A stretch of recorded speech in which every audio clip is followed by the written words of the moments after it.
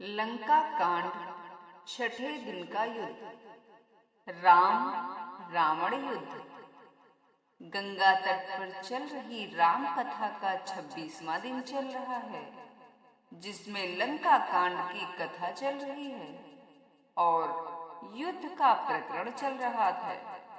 युद्ध में 5वें दिन रावण स्वयं रणभूमि में आया और उसने एक बार तो लक्ष्मण जी को मूर्छित कर युद्ध को अपने पक्ष में कर लिया था, परंतु जैसे ही लक्ष्मण जी की मूर्छा दूर हुई तो वे वापस युद्ध भूमि में आए और उन्होंने रावण का रथ चूर चूर कर दिया और सारथी को मार दिया।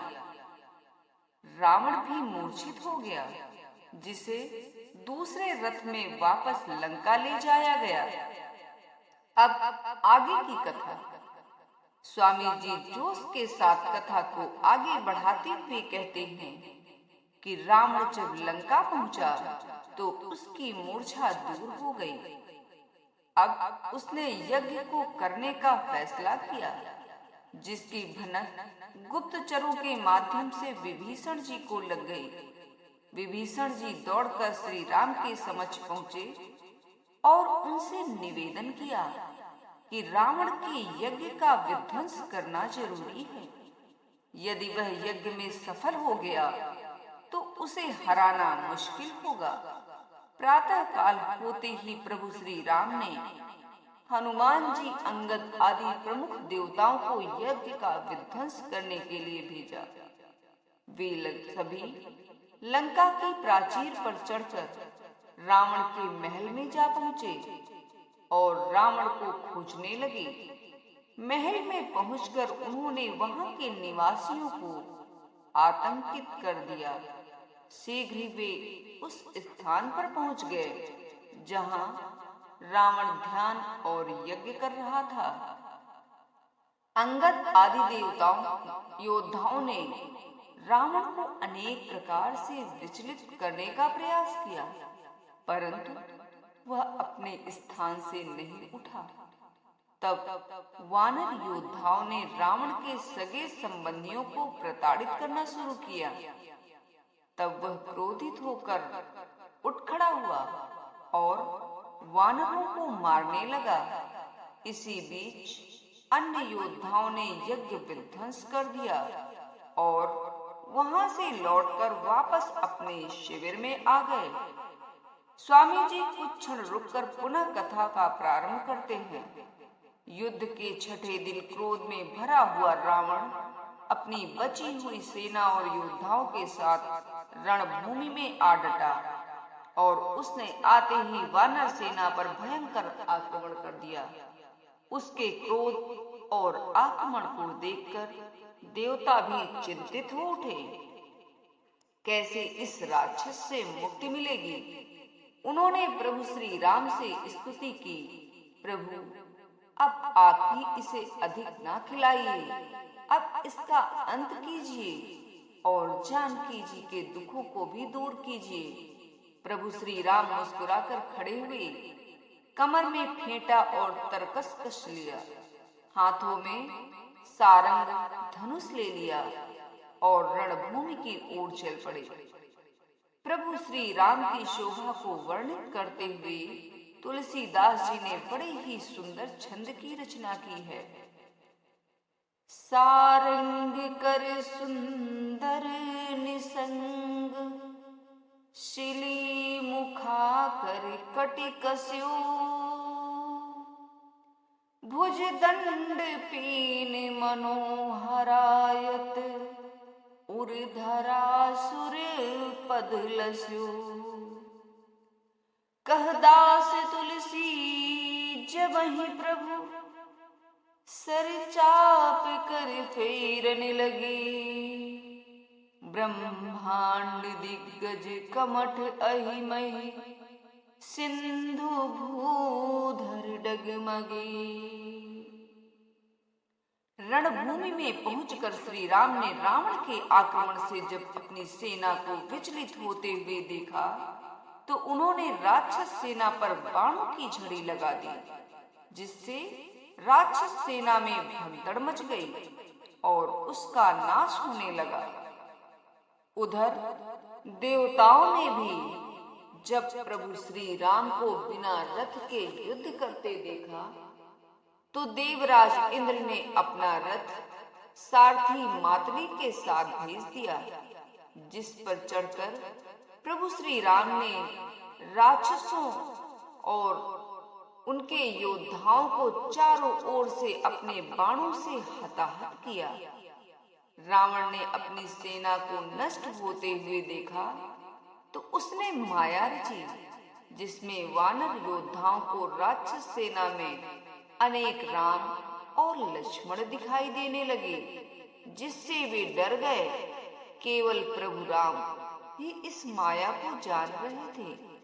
अपनी सेना को भ्रमित होते हुए देख प्रभु श्री राम ने एक बाण छोड़कर उस माया को नष्ट कर दिया और फिर अपने सैनिकों से बोले, हे वीरों, तुम सब बहुत थक गए हो, इसलिए अब मेरा और रावण का द्वंद्व युद्ध देखो। यह कहकर प्रभु श्री राम ने सारथी को अपना रथ रावण के समक्ष ले जाने के लिए कहा। जैसे ही रावण ने श्री राम को अपने सामने आते देखा तो वह कहने लगा, अरे तपस्वी, सुनो, तुमने युद्ध में अभी तक जिन योद्धाओं को जीता है, मैं उनके समान नहीं हूँ। मेरा नाम रावण है, मेरा यश सारा जगत जानता है, लोकपाल मेरी कैद में हैं। तुमने खरदूषण और विराट को मारा, बेचारे बालिका व्याध के समान वध किया, बड़े बड़े राक्षस योद्धाओं के समूह का संहार किया, यहाँ तक कि कुंभकर्ण और मेघनाथ को भी मारा। अरे राजा, यदि तुम आज रण से भाग न गए तो उन सभी का बदला मैं आज लूंगा। आज मैं तुम्हें निश्चय ही काल के हवाले कर दूंगा। तुम कठिन रावण के पाले पड़े हो। रावण के दुर्वचनों को सुनकर श्री राम हंस दिए और बोले, तुम्हारी सारी प्रभुता जैसा तुम कहते हो बिल्कुल सच है, पर अब व्यर्थ बकवाद ना करो, अपना पुरुषार्थ दिखाओ। संसार में 3 प्रकार के पुरुष होते हैं। पहला पाटल के समान, दूसरा आम के समान और तीसरा कटहल के समान। पाटल गुलाब पहले केवल फूल देते हैं, दूसरे फूल और फल दोनों देते हैं, तीसरे में केवल फल ही लगते हैं। इसी प्रकार पुरुषों में एक कहते हैं और करते कुछ नहीं, दूसरे कहते भी हैं और करते भी हैं, तीसरे प्रकार के पुरुष वे हैं जो कुछ कहते नहीं हैं परंतु करते हैं। श्री राम के वचनों को सुनकर रावण बहुत हंसा और कहने लगा कि मुझे ज्ञान सिखाते हो। उस समय नहीं डरे जिस समय वैर किया था, अब प्राण प्यारे लग रहे हैं। ऐसा कहकर रावण ने वज्र के समान कठोर बाण छोड़े जो कि चारों ओर छा गए। भगवान श्री राम ने उनको नष्ट करने के लिए अग्निबाण छोड़ा। तब उसने एक शक्ति छोड़ी, परंतु प्रभु श्री राम ने उसे बाण के साथ वापस भेज दिया। अब दोनों के बीच बड़ा भयंकर युद्ध आरंभ हो चुका था। रावण के सभी अस्त्र शस्त्रों को प्रभु श्री राम ने निष्फल कर दिया। तब उसने श्री राम के सारथी को 100 बाण मारे, वह घायल होकर गिर पड़ा। तब श्री राम ने सारथी को उठाया और क्रोधित होकर रावण पर भयंकर आक्रमण किया। श्री राम ने पहले श्री राम के सारथी और घोड़ों को मार डाला, रथ को चूर कर के ध्वजा और पताकाओं को गिरा दिया। फिर रावण के साथ भयंकर युद्ध किया। रावण ने खिसियाकर 10 त्रिशूल चलाए, जिनसे श्री राम के रथ के 4 घोड़े पृथ्वी पर गिर गए, जिन्हें संभालकर श्री रघुनाथ जी ने अनेक बाण रावण के ऊपर छोड़े। उसके 10 सिरों में 10-10 बाण मारे जो आर पार हो गए और सिरों से रक्त बहने लगा। रुधिर बहते हुए भी रावण प्रभु श्री राम की ओर दौड़ा। प्रभु ने फिर 30 बाण मारे और 20 भुजाओं सहित 10 सिरों को काटकर पृथ्वी पर गिरा दिया। श्रोतागण बड़े ध्यान से राम रावण युद्ध का प्रकरण सुन रहे थे। स्वामी जी जोश के साथ कथा सुना रहे थे। ऐसा लग रहा था जैसे युद्ध की घटनाएं सामने घटित हो रही हूँ। 2 क्षण रुककर स्वामी जी ने कथा को आगे बढ़ाया और कहा कि जैसे ही रावण के सिर जमीन पर गिरे, उनके कटते ही नए सिर और हाथ आ गए। श्री राम ने सिर और भुजाओं को कई बार काटा, परंतु कटते ही वे फिर नए हो गए। लगातार सिर और भुजाओं को कटते देख रावण को बड़ा क्रोध आया और उसने अपने 10 धनुषों पर बाण चढ़ाकर अपने 10 धनुषों के श्री राम के ऊपर बाण बरसाए कि उनका रथ ढक गया। एक घड़ी तो रथ ही दिखाई नहीं पड़ा। जब देवताओं ने हाहाकार किया, तब प्रभु श्री राम ने अपना धनुष उठाया और शत्रु के बाणों को हटाकर उन्होंने रावण के समस्त सिर काट डाले और रावण को बाणों से आच्छादित कर दिया। फिर रावण ने क्रोधित होकर विभीषण के ऊपर शक्ति छोड़ी, जिसे प्रभु श्री राम ने स्वयं अपने ऊपर ले लिया। शक्ति लगने से उन्हें कुछ मूर्छा आ गई, जिससे देवताओं और वानर सेना में व्याकुलता छा गई। विभीषण इससे क्रुद्ध हुए और उन्होंने हाथ में गदा लेकर रावण के युद्ध करने पहुंच गए। युद्ध में भरकर उन्होंने रावण की छाती में गदा का भरपूर प्रहार किया, जिससे वह पृथ्वी पर गिर पड़ा। फिर वह संभल कर उठ खड़ा हुआ और विभीषण से मल्ल युद्ध करने लगा। दोनों के बीच काफी देर तक मल्ल युद्ध हुआ। जब हनुमान जी ने देखा कि विभीषण थक गए हैं, तो वे एक पर्वत लेकर रावण की ओर दौड़े और उससे उसके रथ, घोड़े और सारथी का संहार कर दिया तथा रावण के सीने में भयंकर लात मारी। इससे क्रोधित होकर रावण ने हनुमान जी को मारा। वे पूंछ फैलाकर आकाश में चले गए, परंतु रावण ने पूंछ पकड़ लिया। हनुमान जी उसे साथ लिए ऊपर उड़े। फिर दोनों पृथ्वी पर आ गए और एक दूसरे को मारने लगे। इस रोचक कथा को सुनते हुए श्रोताओं के रोंगटे खड़े हो गए थे। स्वामी जी ने कथा को आगे बढ़ाते हुए कहा कि रावण ने माया रचना आरंभ किया। क्षण भर के लिए वह अदृश्य हो गया और फिर उसने श्री रघुनाथ जी की सेना में जितने रीछ वानर थे, उतने ही रावण प्रकट कर दिए। चारों ओर अपरिमित रावणों को देखकर वानर सेना भाग खड़ी हुई। 10 दिशाओं में रावण ही रावण है। सब देवता डर गए और कहने लगे कि अब विजय की आशा छोड़ देनी चाहिए। एक ही रावण ने सब देवताओं को जीत लिया था। अब तो बहुत से रावण हो गए हैं, उनसे कौन जीत पाएगा। तुलसीदास जी लिखते हैं कि जहाँ केवल ब्रह्मा, शंभु और ज्ञानी मुनि ही डटे रहे, क्योंकि उन्होंने प्रभु की कुछ महिमा जानी थी। देवताओं और वानरों को व्याकुल देखकर श्री राम जी हंसे और उन्होंने केवल एक बाण से ही माया के बने हुए सभी रावणों को नष्ट कर डाला। प्रभु श्री राम ने क्षण भर में ठीक उसी प्रकार माया को हर लिया, जैसे सूर्य उदित होते ही रात्रि के अंधकार को समाप्त कर देता है। अब एक ही रावण को देखकर देवता हर्षित हुए और उन्होंने लौटकर प्रभु श्री राम पर पुष्प वर्षा की। वानरों ने भी चैन की सांस ली और जब प्रभु श्री राम ने उन्हें लौटने के लिए कहा, तब वे उत्साहित होकर रणभूमि में आ गए और राक्षस सेना पर टूट पड़े।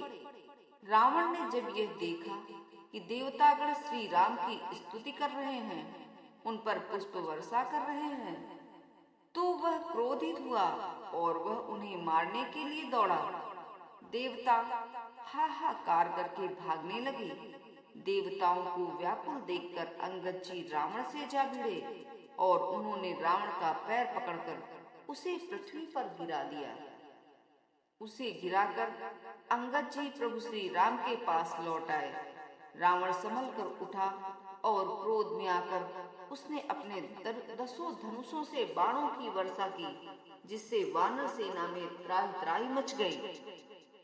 तब प्रभु श्री राम ने पुनः रावण के समक्ष आकर और उन्होंने रावण के सिर, भुजाएं और धनुष काट डाले। स्वामी जी एक क्षण के लिए रुकते हुए, परंतु श्रोताओं को स्वामी जी का यह रुकना अच्छा नहीं लग रहा है। हालांकि स्वामी जी भी कथा को जारी रखना चाहते हैं, परंतु लंबे समय तक बोलते रहने के कारण वे थक चुके हैं, इसलिए क्षण भर का विश्राम लेते हैं। अब कथा को पुनः आरंभ करते हुए स्वामी जी कहते हैं कि रावण को सिर या भुजाओं को कटने से कोई फर्क नहीं पड़ता। जैसे ही वे कटते हैं वैसे ही पुनः उग आते हैं और उनकी शक्ति पहले जैसी हो जाती है। यह देखकर वानर, रीछ योद्धाओं में क्रोध उत्पन्न होने लगा।